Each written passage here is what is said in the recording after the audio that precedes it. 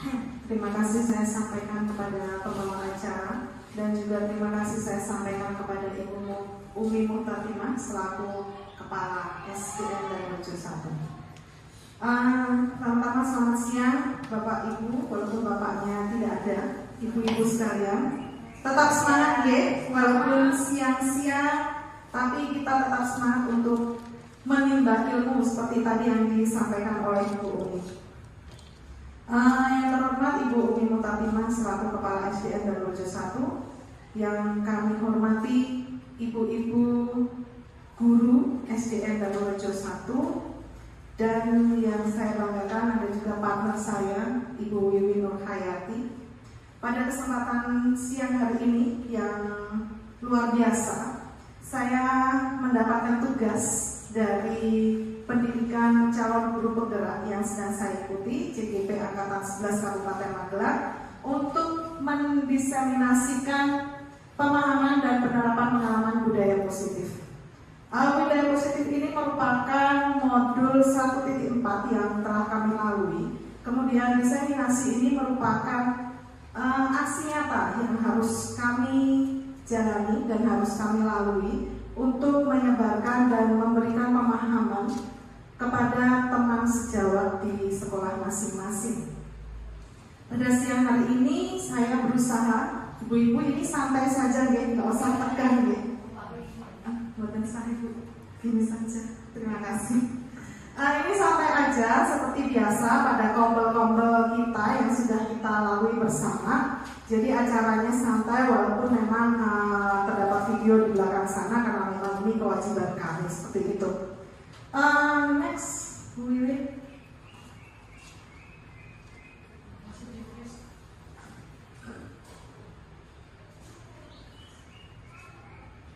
Mungkin bisa di slideshow saja.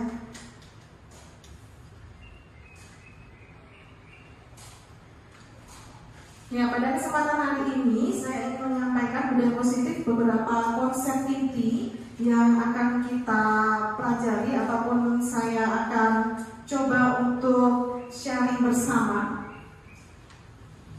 Nah, next.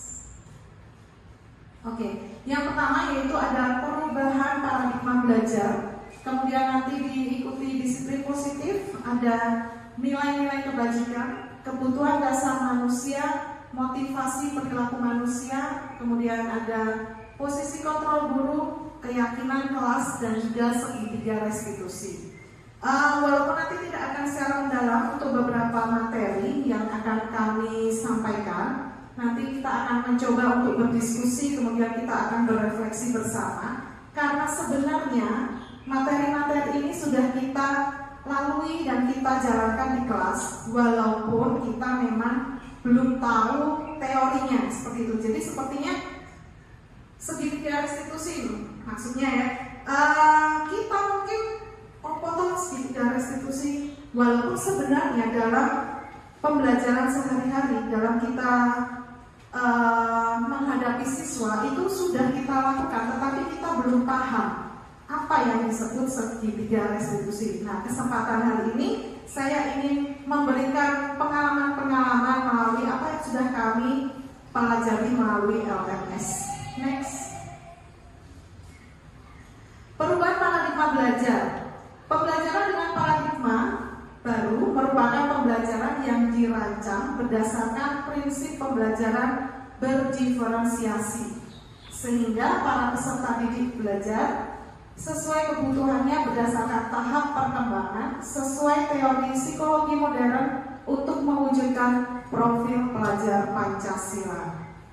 Jadi yang seperti kita ketahui, apalagi kita tahun ini sudah kurikulum merdeka semua, ya, sudah IKM semua, kemudian sudah lebih sering mendengar apa itu pembelajaran berdiferensiasi. Walaupun saya tahu melalui pengalaman yang sudah kami lalui, sulit sekali untuk menerapkannya, tetapi tidak ada yang tidak mungkin. Kemudian perubahan paradigma belajar. Paradigma belajar itu merupakan cara pandang kita untuk melihat peserta didik kita. Selama ini mungkin kita sering mengeluhkan, anakku kae belum iso ngene, belum bisa begitu, tetapi sebenarnya mereka itu sudah membawa bibit-bibit dari rumah. Yang harus kita lakukan sebagai pendidik itu hanyalah bisa menuntun mereka menjadi versi terbaik diri mereka masing-masing. Walaupun sebenarnya idealnya kita menginginkan si Akila misalnya menjadi pribadi yang kita inginkan. Tetapi kita sebagai pendidik, kita diibaratkan sebagai petani, ibu-ibu. Petani itu menanam padi, tidak mungkin kita mengharapkan jagung yang akan tumbuh. Tetapi yang bisa kita lakukan hanyalah memupuk padi itu, kemudian menggemburkan tanahnya, memberikan air yang baik, sehingga padi itu bisa tumbuh menjadi padi yang subur, menjadi padi dengan kualitas yang baik, menjadi bibit yang unggul. Nah, seperti itulah kita sebagai pendidik diharapkan. Jadi bukan lagi kita membentuk mereka sesuai keinginan kita, tetapi kita hanyalah menuntun mereka menjadi versi terbaik diri mereka. Karena pada dasarnya anak-anak itu memang harus didampingi sesuai dengan kodrat alam dan kodrat zamannya. Seperti itu. Next. Kemudian disiplin positif. Ini sesuai dengan yang ada di ekim kita. Ya ibu-ibu ya, yang kemarin disiplin positif. Apa sih disiplin itu? Disiplin itu berasal dari bahasa Latin yaitu disiplina, yang artinya belajar. Disiplin mengacu pada disiplin diri, yang mengacu pada tanggung jawab terhadap apa yang dilakukan berdasarkan nilai-nilai yang diyakini. Disiplin positif merupakan salah satu cara penerapan disiplin yang bertujuan untuk menumbuhkan kesadaran serta memberdayakan peserta didik tanpa imbalan. Jadi bukan reward. Kalau reward nanti jatuhnya anak itu tidak memiliki motivasi intrinsik, tetapi mereka hanya menginginkan rewardnya saja.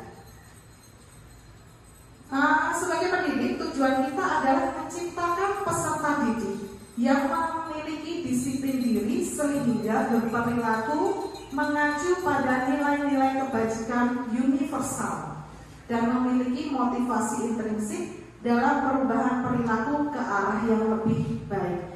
Jadi intinya disiplin positif ini adalah menumbuhkan pada hati dan jiwa anak-anak kita itu memiliki suatu tanggung jawab dan juga kesadaran bahwa mereka ini ingin menjadi lebih baik, menjadi pribadi yang lebih baik. Bukan lagi disiplin hanya untuk menghindari hukuman misalnya. Bukan lagi disiplin hanya untuk menyenangkan guru atau orang tuanya. Bukan lagi disiplin hanya karena mentaati peraturan sekolah. Tetapi kita diharapkan menumbuhkan kesadaran dalam diri peserta didik itu untuk oh iya, aku disiplin itu karena memang itu sudah menjadi tanggung jawabku. Itu yang harus kita tekankan kepada anak-anak. Next. Tadi kan disiplin itu untuk membawa anak-anak untuk memperoleh nilai-nilai kebajikan. Sekarang apa yang dimaksud dengan nilai kebajikan? Nilai kebajikan yang disepakati bersama lepas dari suku bangsa, agama, bahasa, maupun latar belakang. Jadi yang namanya nilai kebajikan ini sifatnya universal. Tidak lagi memandang suku, tidak lagi memandang agama.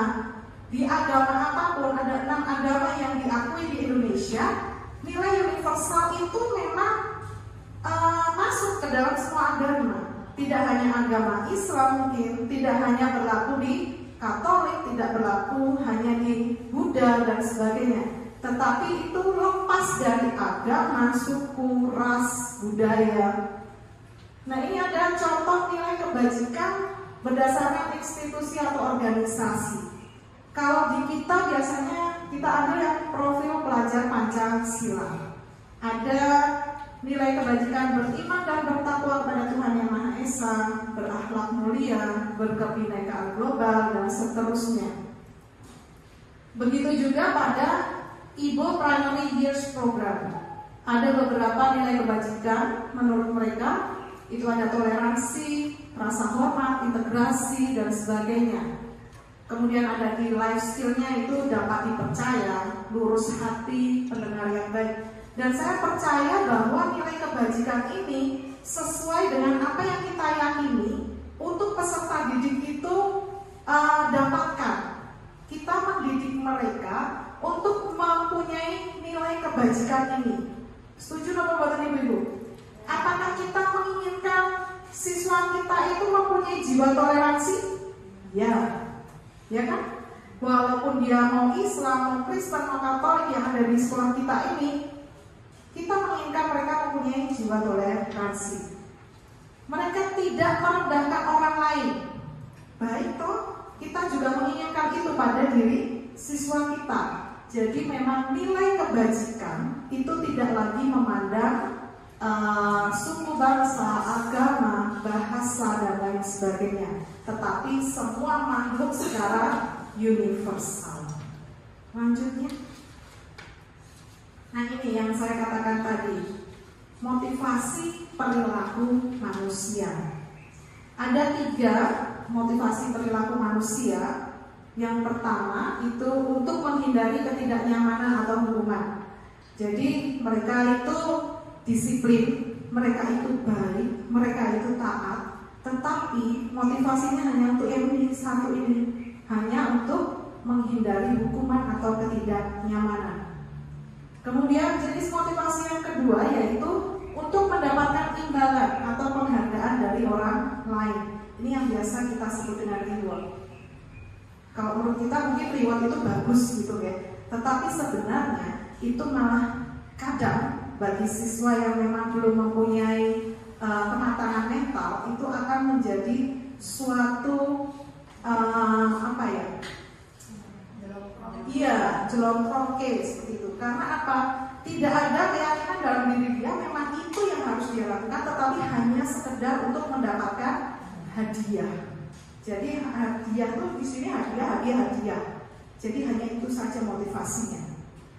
Kemudian motivasi yang ketiga itu adalah untuk menjadi orang yang mereka inginkan dan menghargai diri sendiri dengan nilai-nilai yang mereka percaya. Untuk mendapatkan nilai-nilai universal tadi, memang diharapkan kita mempunyai motivasi yang ketiga ini. Jadi kita sadar, kita menghargai diri kita sendiri, bahwa kita ini ingin menjadi pribadi yang lebih baik, mempunyai nilai-nilai yang baik. Kalau orang sekarang biasanya dengan bahasa Inggris, aku ingin menjadi orang yang mempunyai value, mempunyai nilai dalam diri kita, seperti itu. Kemudian next, Mbak Win. Nah ini, refleksi diri. Saya ingin mengajak ibu-ibu untuk merefleksikan apa sebenarnya motivasi yang kita miliki. Sebagai seorang guru, saat Anda hadir mengajar di kelas tepat waktu, motivasi apakah yang mendasari tindakan Anda? Kan kita kalau datang ke sekolah pagi-pagi loh itu Bapak Ibu, itu sebenarnya motivasi apa yang mendasari kita untuk datang pagi ke sekolah? Apakah Anda datang tepat waktu karena tidak ingin ditegur oleh atasan dan kemudian mendapatkan surat peringatan seperti itu? Ataukah kita ingin mendapatkan pujian dari beliau, atasan kita, dan mendapat penghargaan sebagai karyawan atau guru berprestasi? Ataukah Anda ingin menjadi orang yang memang menghargai waktu, menghargai diri kita sendiri sebagai teladan bagi murid-murid kita? Karena Anda percaya tindakan Anda sebagai guru itu akan dicontoh. Nah, menurut Anda, motivasi manakah yang paling kuat mendasari tindakan Anda semua? Atau bahkan ada beberapa motivasi yang muncul dalam diri panjenengan semua. ingin menjadi guru teladan, ini ya pengen jadi contoh.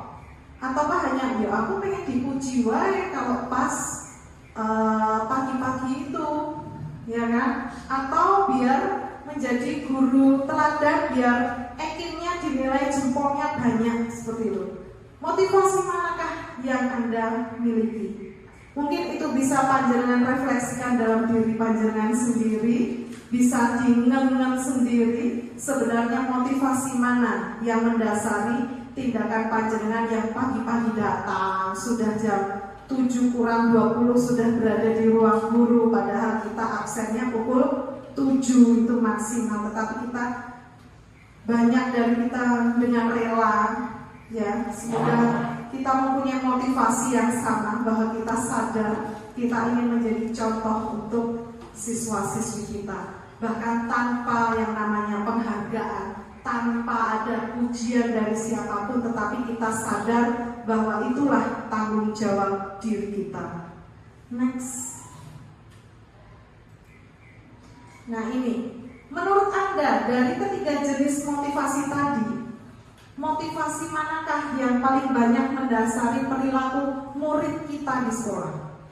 Menurut panjenengan yang mana motivasi murid kita selama ini? Apakah mereka itu hanya menghindari hukuman dari kita? Apakah mereka itu menginginkan hadiah dari kita? Ataukah memang mereka itu sudah sadar bahwa mereka punya tanggung jawab? Kalau menurut panjenengan yang mana motivasi dari siswa kita? Kalau dari 287 siswa kita yang ada di sekolah ini, mayoritas, saya tidak bilang akan pukul rata ya, tetapi mayoritas dari siswa kita sudah sampai titik mana motivasinya? Monggo, siapa yang mau mengungkapkan? Adakah Bu Muti? Menurut Bu Muti, motivasi siswa kita itu yang mana toh? Apakah sadar? Ataukah dia masih ya yang menghindari hukuman? Tengah-tengah itu yang mana Bu?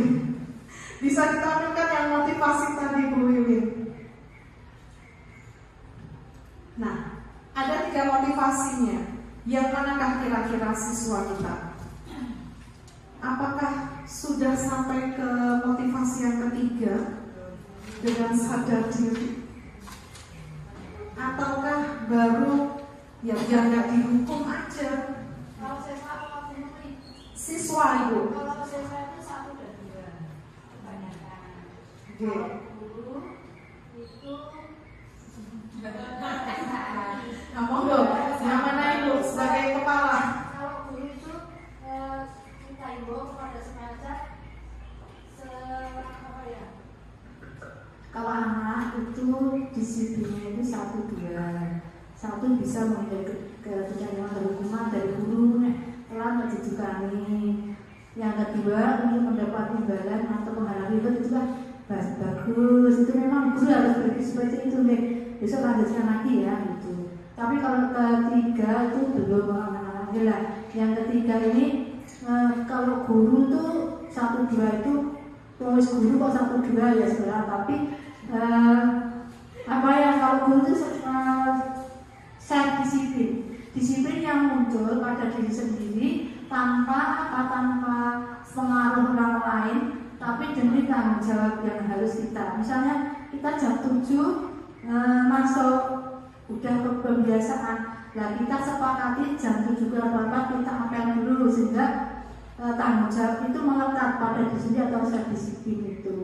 Jadi orang guru datang awal itu sambil bagus Muti, pinter kalau guru tidak. Tapi sebagian yang ketiga dan tidak 1-2-3 muncul salahnya itu self disiplin untuk demi apa mempertanggungjawabkan tanggung jawab yang ada pada sini. Luar biasa, kita berikan apa untuk ibu kepala sekolah kita. Ya betul. Diharapkan untuk guru itu sudah punya self disiplin tadi yang diutarakan oleh Bu Umi. Self disiplin itu sudah muncul, motivasinya sudah dari dalam diri kita sendiri. Oke, next Mbak Uyu. Oke, ini kita masuk ke kebutuhan dasar manusia. Sebagai makhluk hidup, kita ini memiliki 5 kebutuhan dasar manusia. Yang pertama itu adalah bertahan hidup, kemudian penguasaan, kasih sayang dan rasa diterima, kebebasan, kemudian kesenangan. 5 kebutuhan dasar manusia inilah yang harus terpenuhi. Begitu pula dengan siswa-siswi kita. 5 kebutuhan dasar ini yang harus kita berikan, baik di sekolah maupun kita bekerja sama dengan orang tua. Penguasaan. Anak-anak kadang serta-merta ketika kita tunjuk sebagai ketua kelas, kemudian dibilang, "Bu, itu loh, dia tidak mau nurut sama saya." Itu karena dia ingin menunjukkan bahwa dia itu juga butuh aktualisasi diri, dia jadi sebagai penguasa dalam hal positif ya, bukan dalam hal negatif. Itu juga harus kita apresiasi karena itu memang yang dia butuhkan. Dia butuh diakui keberadaannya. Kemudian kebutuhan akan kasih sayang dan rasa diterima. Ini yang harus menjadi pekerjaan kita di sekolah. Apa jadinya ketika anak itu di rumah itu masih belum mendapatkan kasih sayang dan rasa diterima oleh keluarga secara full, mereka akan mengalami kekosongan. Dan ketika 5 kebutuhan dasar ini tidak terpenuhi pada diri anak, mereka pasti akan mencari cara bagaimana caranya kebutuhan mereka itu terpenuhi. Idealnya, baiknya itu melalui hal-hal yang positif. Tetapi banyak kejadian di sekolah itu anak-anak mengungkapkannya, mencarinya itu melalui hal-hal yang negatif. Hampir setiap hari kita selalu bertukar pikiran, anakku kaelu, angin teman dikandani. Kadang mereka hanya ini loh, ingin mencari perhatian dari kita. Bisa saja bagi kita yang sudah dewasa mencari perhatian dengan Bu, gini, kita ngobrol. Tetapi anak kecil mencari perhatian, melayu rono, melayu rene, ben dikatake Bu Muti. Kolej, ben dikatake Bu Indah. Cancel, ben dikatake Bu Wiwin karo Bu Siska. Itu cara mereka untuk mengisi gelasnya ini biar full. Nah, terus. Tetapi saya percaya kita ini selalu mengisi kebutuhan dasar kita dengan hal-hal yang positif, karena paling tidak kita sebagai orang dewasa sudah paham apa yang baik dan mana yang buruk. Tetapi bagi anak-anak kita, tentulah kita pasti tidak akan mengalami yang namanya pusing. Jajal mempunyai kelas CJB sedina sak jam lain. Ya, karena ini kadang mereka masih ingin menunjukkan kesenangannya di rumah, arep layu-layu karo mamae, jangan lari-lari. Giliran di sekolah dia keliling semua kelas. Itu karena ini gelasnya masih kosong, belum terisi penuh. Coba kita akan belajar untuk menggali mana yang kebutuhan termasuk penguasaan, mana yang kebebasan melalui latihan berikut ini. Bu Wiwi bisa ditampilkan, di-outkan saja dulu.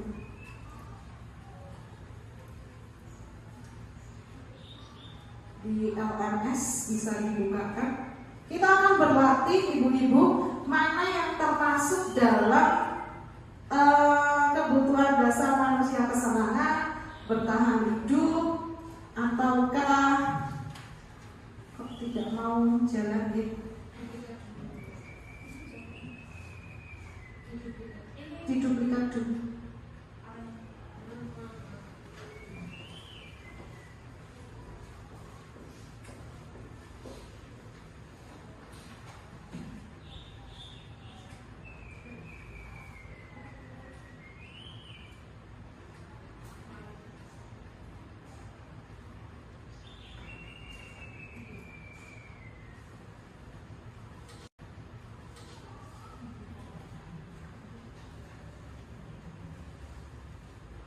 Oke, kita akan belajar digeserkan. Sudah. Apakah bisa terbaca dari belakang, Ibu-ibu? Di zoom aja, Bu Wiwin.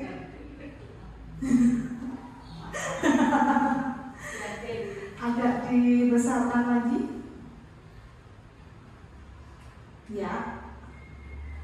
Ada seorang anak TKB bernama Bimo selalu berlari keluar kelas menuju jalan raya di depan sekolahnya yang ramai dengan kendaraan. Tingkahnya membuat gurunya, Bu Ani, bingung dan seringkali lari mengejarnya. Ada beberapa kemungkinan jawaban yang akan diberikan Bimo. Jawaban yang pertama ini, aku senang main kejar-kejaran dengan ibu guru, seru, katanya. Menurut ibu, yang manakah yang ingin Bimo penuhi dari kebutuhan dasar manusia yang dia miliki? Apakah cinta dan kasih sayang? Apakah kesenangan, kebebasan, atau penguasaan? Kesenangan, coba kita cek. Yes, betul. Oke, nice. Kenapa itu? Ya. Kemudian kalau jawaban Bimo itu, ibu kejar aku karena ibu guru sayang aku. Yang mana? Cinta dan kasih sayang. Coba Bu Wiwin. Yes.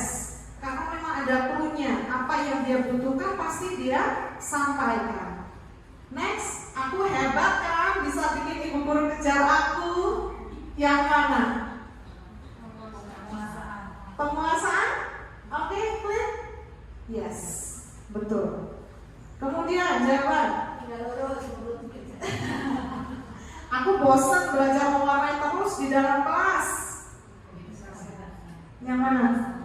Kebebasan? Yes. Luar biasa. Tepuk tangan, betul semangat.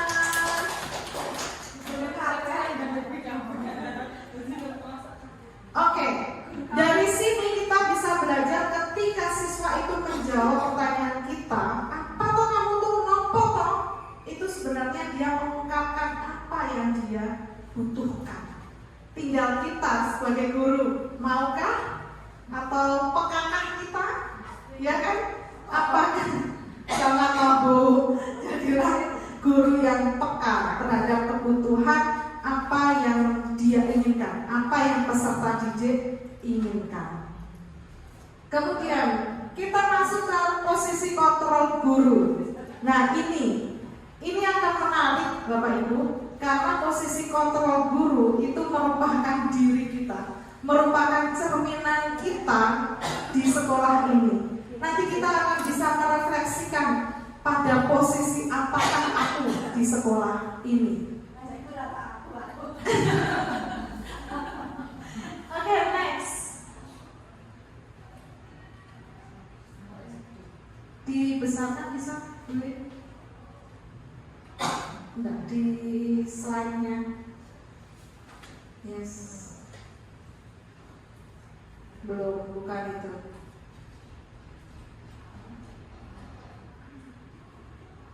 Saya tinggalkan dulu Di duplikat layar itu duplikat layar. Next.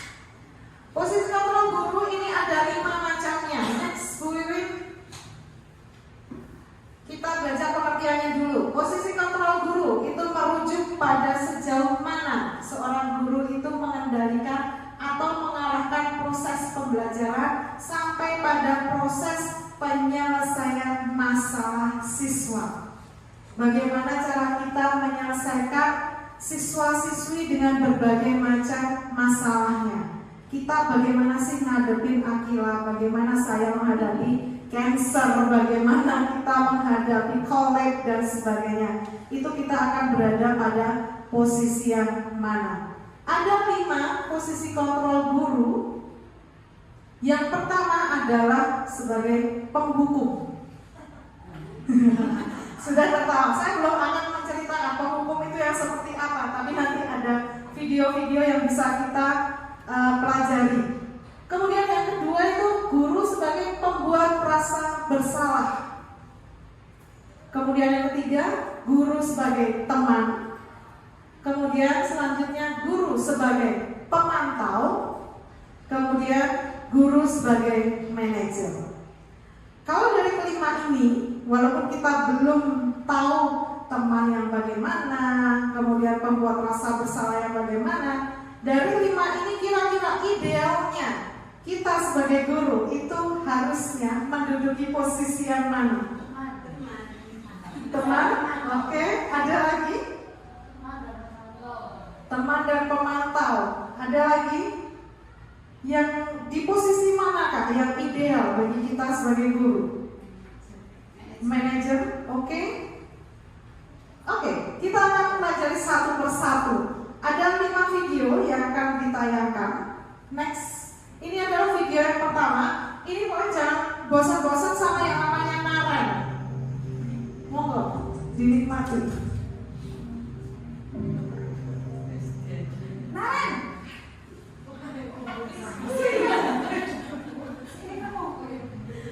Selamat pagi, Bu. Selalu terlambat. Kamu deh, pasti terlambat. Aku, saya, Apa? Apa coba? Alasan kamu apa lagi? Terlambat. Malas sekali ya kamu jadi anak. saya, Dasar pemalas. Gak kapok-kapok sih kamu. Sudah berapa kali terlambat? Sana, kamu keliling lapangan basket 2 kali. kenapa saya harus beli lapangan basket, Bu? Kenapa? Kamu melawan ibu. Berani-beraninya jawab. Sudah terlambat, masih berani jawab pula. Sekarang, keliling lapangan basket 5 kali sekalian. Biar kapok. Cepat. Pergi sana ke lapangan basket. Oke. Ini ada ibu guru yang luar biasa cantiknya. Kemudian ada Naren. Kalau dilihat dari kata-kata yang dilakukan, diucapkan si guru, gesturnya, kemudian mimik wajahnya, menurut ibu-ibu, posisi komponen yang mana sedang dia lakukan? Pemukul. Oke. Coba kita cek. Yes, pemukul. Seorang penghukum bisa menggunakan hukuman fisik maupun verbal. Lari keliling basket, lapangan basket 2 kali, jawab 5 kali sampai kapok, ya kan? Cirinya adalah nada suaranya tinggi, bahasa tubuh, mata melotot, jari menunjuk-nunjuk. Kamu ya. Hasilnya, jika kita pada posisi penghukum, kemungkinan murid marah atau mendendam atau bersifat agresif. Bisa jadi sesudah kembali duduk, murid akan mencoret-coret bukunya atau meja tulisnya. Lebih buruk lagi, sepulang sekolah, dia melihat motor atau mobil bapak ibu guru dan akan menggores dengan paku karena dia cek. Itu ya, itu namanya penghukum. Jadi melotot. Next videonya kita lihat, ini masih Naren lagi.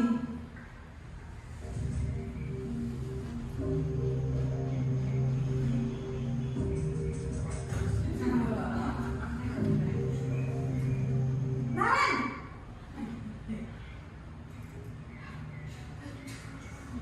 Selamat pagi, Bu. Naren, kamu kenapa terlambat lagi, nak? Ya Tuhan, Naren, kamu senang ya bikin ibu susah ya? Kalau kamu terlambat lagi, nanti ibu yang ditegur bapak kepala sekolah, nak. Disangka ibu tidak bisa membina kamu. Duh, gimana ini? Maaf, Bu. Duh, Gusti Naren, kamu suka ya kalau ibu ditegur bapak kepala sekolah? Terus, sekarang ibu harus tulis apa ini di buku absen?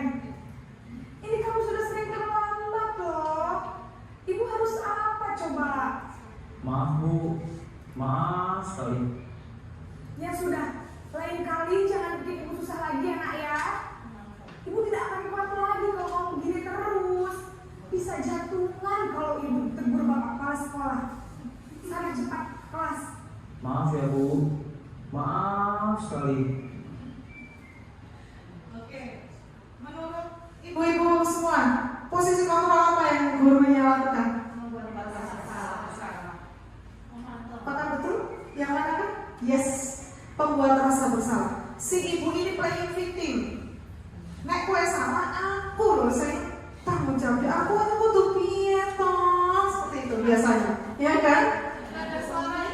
Memelas, halus gitu. Kemudian bahasa tubuhnya merapat. Aduh, toh, dia ngomongnya itu aku nak khususkan nenek biasa. Itu loh. Itu juga merupakan proses kontrol pembuat rasa bersalah. Hasilnya itu mereka akan merasa bersalah. Aku salah banget gawe orang lain susah. Murid akan merasa menjadi orang yang gagal. Dia akan rendah hati, tidak sanggup membahagiakan orang lain. Kadang-kala sikap seperti ini lebih berbahaya dari sikap penghukum. Karena apa? Dia tertanam di bawah sadarnya bahwa dia ini adalah orang yang gagal membahagiakan orang lain. Aku menjadi sumber masalah bagi orang lain. Dampaknya nanti bisa luar biasa. Murid tertekan dan seperti inilah yang tiba-tiba bisa meletus amarahnya, menyakiti dirinya sendiri ataupun orang lain. Karena dia selalu punya cap bahwa aku bocah sing nyusake wong liya. Itu harus kita hindari. Walaupun kalau kita merasa benteng masake nak nuruti aku lara hati, tetapi nanti bahayanya anak akan merasa rendah diri. Next.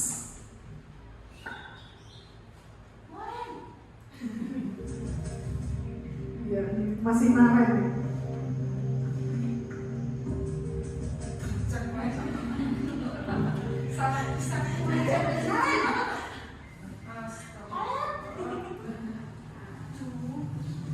Selamat pagi Bu. Wah, sudah jam berapa ini nak? Terlambat lagi ya sayang. Iya Bu. Habis ibu saya lupa bangunkan saya Bu. Kamu malah menyalahkan ibu kamu. Kamu bukannya anak yang larinya paling kencang. Kok terlambat sih? Iya Bu, saya memang terlambat bangun tadi. Jadi biarpun saya lari kencang, tetap gak kejar Bu. Ya sudah sana. Nanti lain kali larinya lebih kencang lagi ya. Biar gak terlambat lagi. Bikin seneng ibu demi ibu. Bisa kan? Bisa lah Bu. Ya sudah sana masuk kelas. Ibu beresin urusan absen kamu. Kamu ini ada-ada saja. Menurut ibu-ibu, posisi kontrol apakah ini? Sebagai teman. Coba kita lihat. Yes. Bahasanya layaknya kita kepada teman. Oke? Guru pada posisi ini tidak akan menyakiti murid, namun akan tetap berupaya mengontrol murid melalui persuasi. Cirinya nada suaranya ramah, akrab gitu ya. Terus saling guyon-guyon sambil guyon. Bahasa tubuhnya merapat pada murid, kemudian ya senyum, jenaka. Hasilnya murid akan merasa senang dan akrab dengan gurunya. Ini termasuk dampak positif. Hanya saja di sisi negatifnya murid menjadi tergantung pada satu guru itu saja. Sing disenangi ya sing kuwi tok. Begitu. Bila ada masalah, dia merasa bisa mengandalkan guru tersebut untuk membantunya.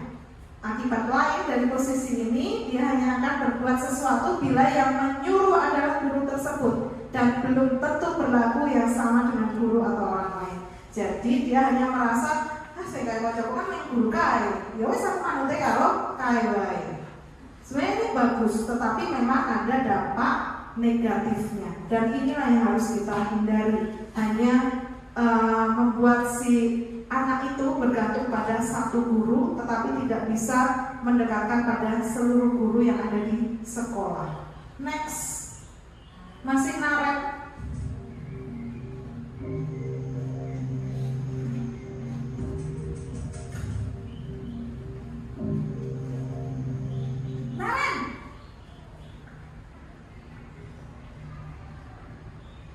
Selamat pagi Bu. Naren, apa peraturan sekolah kita tentang jam berapa kita harus masuk sekolah nak? Kita harus di sekolah jam 7 Bu.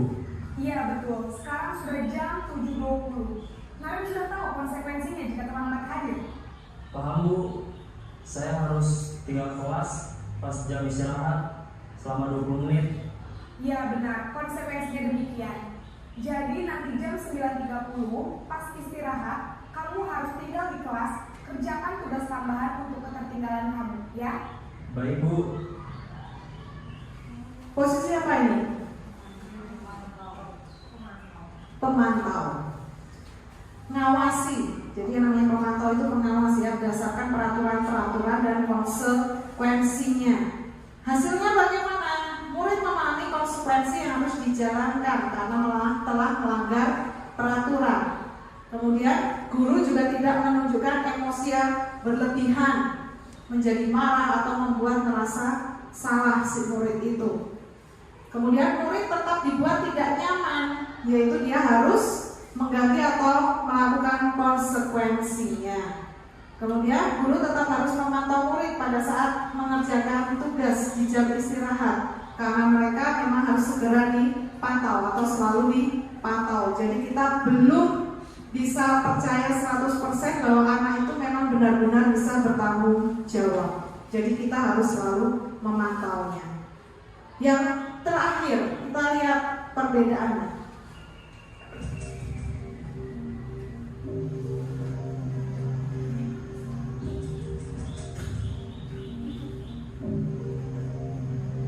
Naren!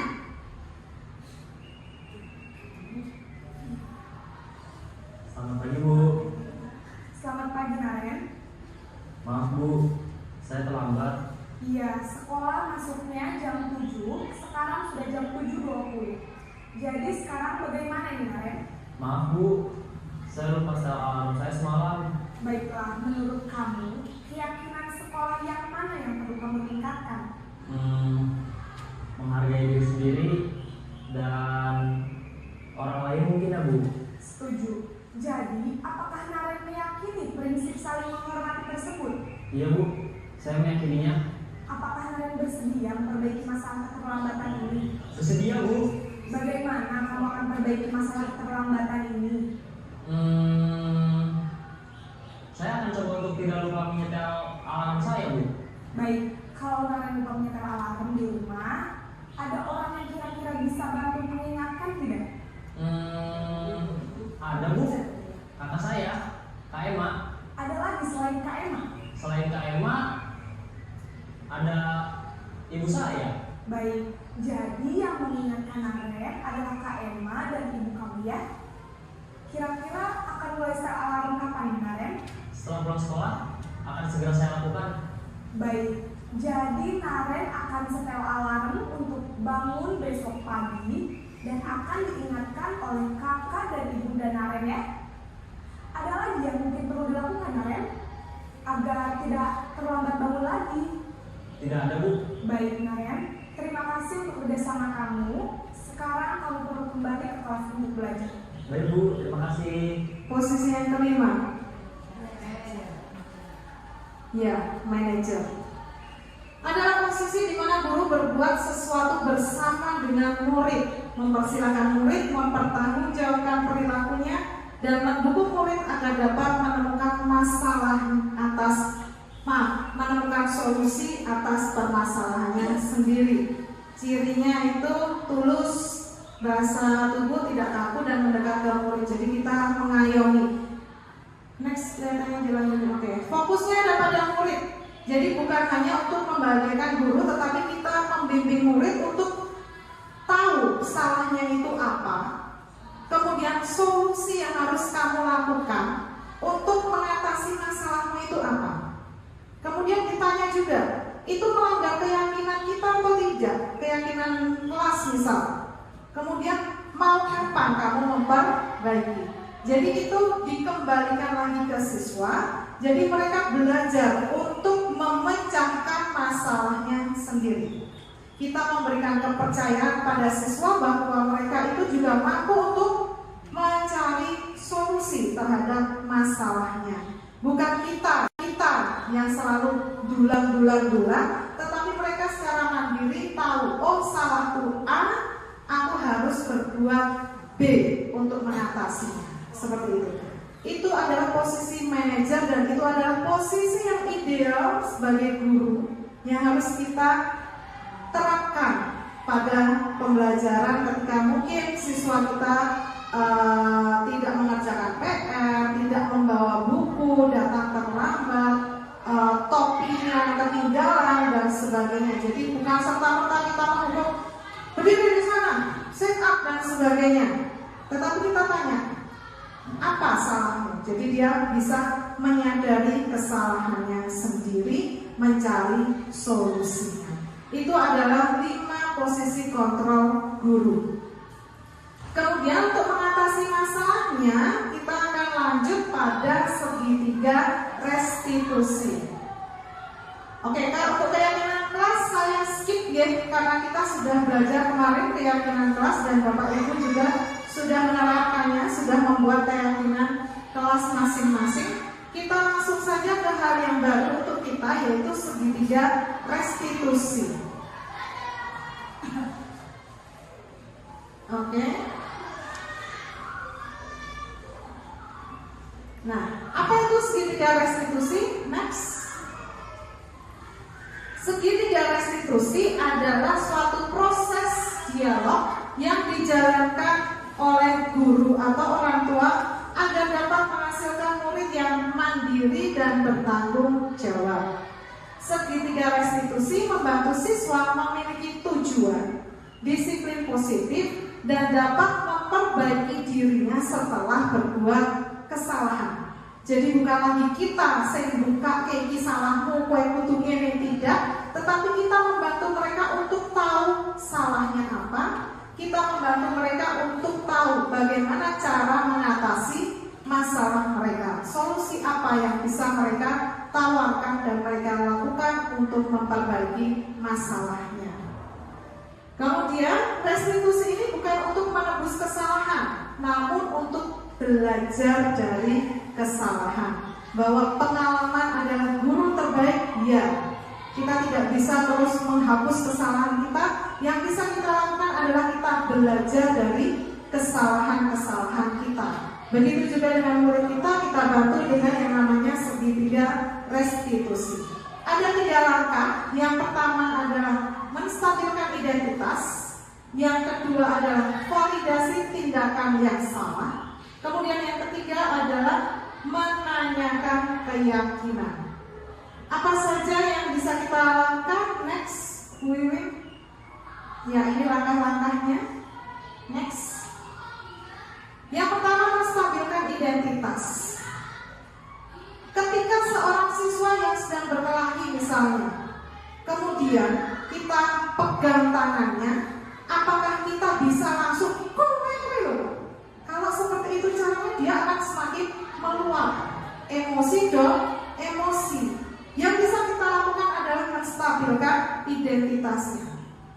Yo wis, salah yo memang rapopo. Jenenge wae menungso, ora ana sing sempurna. Bisa kita lakukan dan sudah kita lakukan. Jangan Bu, ya kan? Oke. Jangan ya. Oke, itu yang namanya menstabilkan identitas. Kata-kata yang bisa kita lakukan adalah kata-kata yang bisa kita ungkapkan adalah berbuat salah itu manusiawi, kemudian tidak ada manusia yang sempurna. Ibu juga pernah berbuat kesalahan. Jadi kita menempatkan diri bahwa kita ini juga bukan orang yang sempurna. Kita sama seperti mereka pernah berbuat salah gitu. Kemudian yang kedua yaitu next, validasi tindakan yang salah. Kita tanyakan, kamu pasti punya alasan. Nah ngopo? Kok ya ngono? Kemudian kamu patut bangga pada dirimu karena kamu telah melindungi sesuatu yang penting. Kadang orang tak berkelahi itu karena menjaga harga dirinya, menjaga miliknya. Yang kita tahu mereka berkelahi, padahal kita juga harus menanyakan alasannya, kenapa kok kamu melakukan itu. Seperti itu. Jadi itu kita validasi dulu tindakannya. Kemudian next, yang ketiga adalah menanyakan keyakinannya. Setelah dia tahu dia berbuat kesalahan, kita tanya, elemonato, kesepakatan kita, keyakinan kelas kita, di awal tahun pelajaran kita sudah membuat kesepakatan, ini diperbolehkan atau tidak? Nah, itu biar mereka berpikir bahwa tindakan yang dilakukan itu memang tidak sesuai dengan kesepakatan yang telah dibuat. Kemudian nilai-nilai apa yang telah kita sepakati, itu juga harus kita tanyakan. Jadi anak itu dibiasakan untuk memahami apa yang menjadi kesepakatan dan bagaimana ia bisa mempertanggungjawabkan, dan apa yang telah dia yang telah dia lakukan itu sesuai atau tidak. Dia harus paham itu. Ada satu contoh video di mana seorang guru itu melakukan segitiga restitusi. Next di videonya saja. Ini sebenarnya ada penjelasannya, tetapi karena waktunya sudah mepet, tinggal 10 menit. Jadi saya hanya bisa, boleh, oke. 10 menit ya ibu-ibu ya. Ini biar panjenengan juga paham bagaimana restitusi itu bisa dilakukan di dalam kelas kita. Diputar saja menit.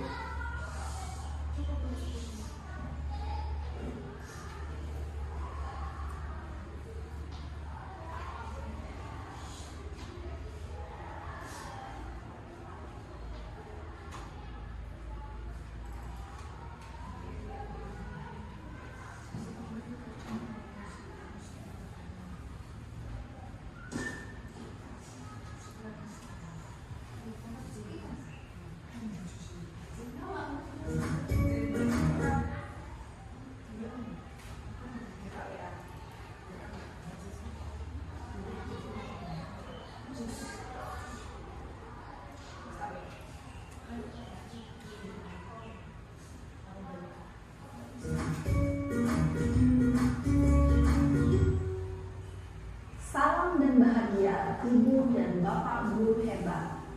Pada video kali ini kita akan membahas tentang salah satu program disiplin positif yang diterapkan di lingkungan sekolah yang dikenal dengan nama restitusi.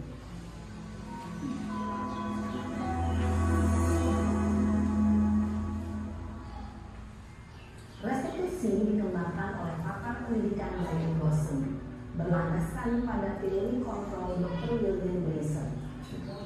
Segitiga restitusi adalah suatu proses dialog yang dijalankan oleh guru atau orang tua agar dapat menghasilkan murid yang mandiri dan bertanggung jawab. Pada saat guru di posisi manajer, aspek yang dikembangkan pada murid adalah motivasi intensif, sehingga penanaman nilai-nilai kebajikan dapat tumbuh dan berkembang menjadi suatu kebiasaan positif yang akhirnya membentuk karakter diri.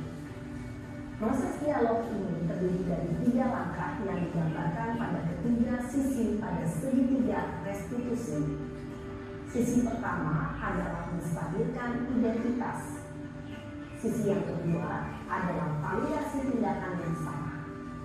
Dan sisi yang ketiga adalah menanyakan keyakinan.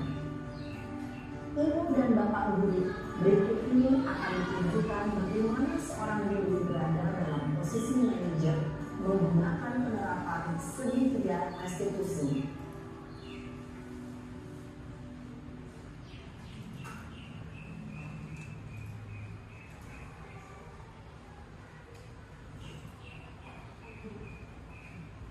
Siang Sarah.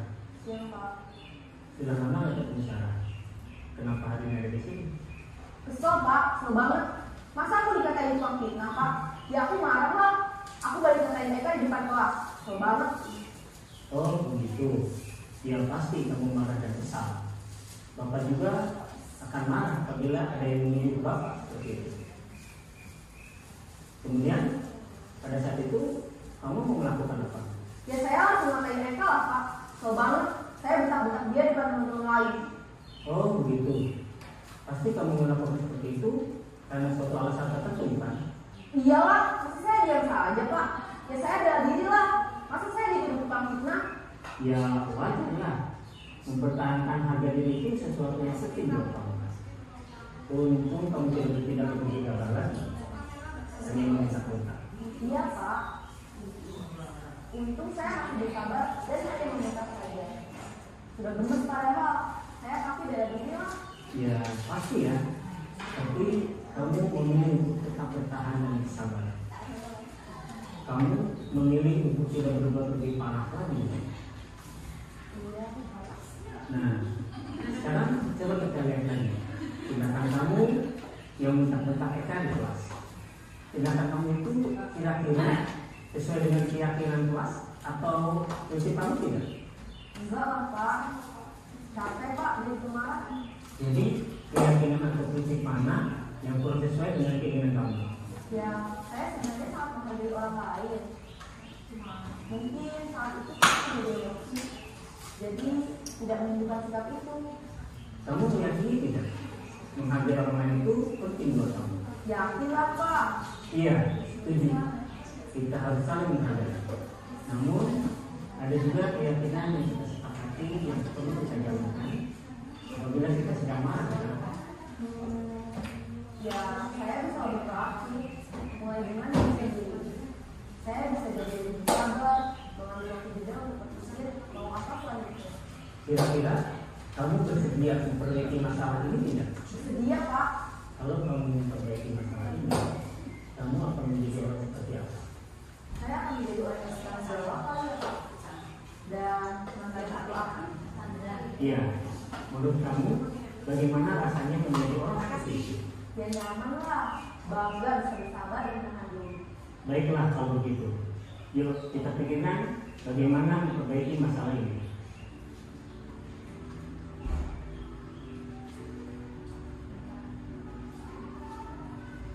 Ibu dan Bapak guru hebat. Baru saja kita menyaksikan contoh bagaimana seorang guru berada dalam posisi manajer menggunakan penerapan segitiga restitusi. Mari kita bahas satu persatu. Pada sisi pertama, menstabilkan identitas berdasarkan pada prinsip bahwa membuat kesalahan adalah bagian dari proses pembelajaran. Sisi pertama dari segitiga ini berperan menggeser identitas murid dari identitas gagal ke identitas sukses. Murid yang sedang bertingkah laku yang tidak pantas atau menarik diri saat itu sedang mengalami identitas gagal. Bila kita mengkritiknya, maka posisinya tidak akan berubah. Kita bisa mengajukan pernyataan-pernyataan ini. 1. Membuat kesalahan sesuatu yang wajar. 2. Manusia tidak ada yang sempurna. 3. Kita bisa memperbaiki masalah ini. 4. Saya tidak menanyakan kesalahannya.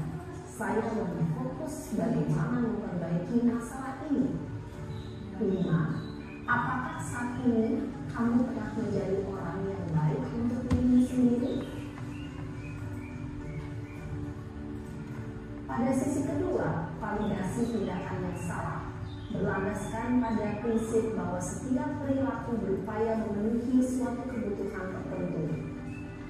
Guru yang telah memahami teori kontrol akan bergeser dari pemikiran stimulus respon menjadi proaktif dan mencoba untuk mengenali tujuan dari perilaku murid, mengenali dan mengakui kebutuhan murid ini dapat memperbaiki hubungan dengan murid tersebut.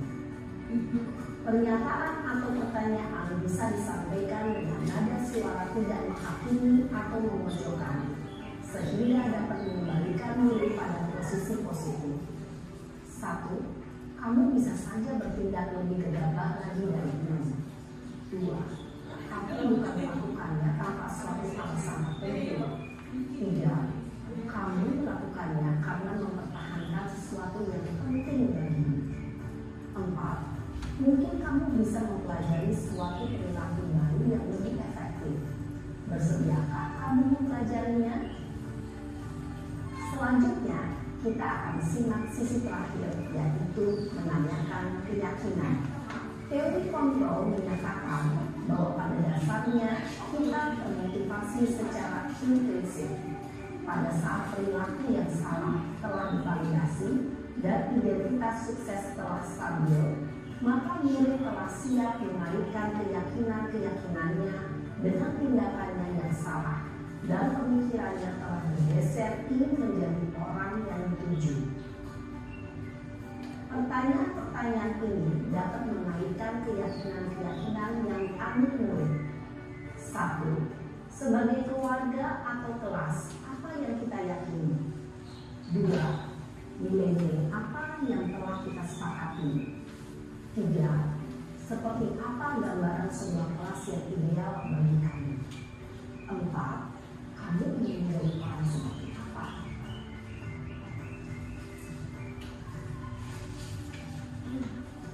Dalam menerapkan segitiga restitusi, perlu diperhatikan beberapa hal, yaitu 1. Perilaku yang salah perlu dikaitkan dengan nilai-nilai atau keyakinan-keyakinan yang telah disepakati atau dituju. 2. Kesediaan orang yang melakukan kesalahan untuk memperbaiki masalah. 3. Pemecahan masalah sebisa mungkin relevan atau memiliki hubungan dengan masalah yang ada. 4. Usaha. Perlu adanya suatu usaha perbaikan dari pihak yang membuat kesalahan. 5. Waktu. Perlu didedikasikan waktu dari pihak yang berbuat kesalahan.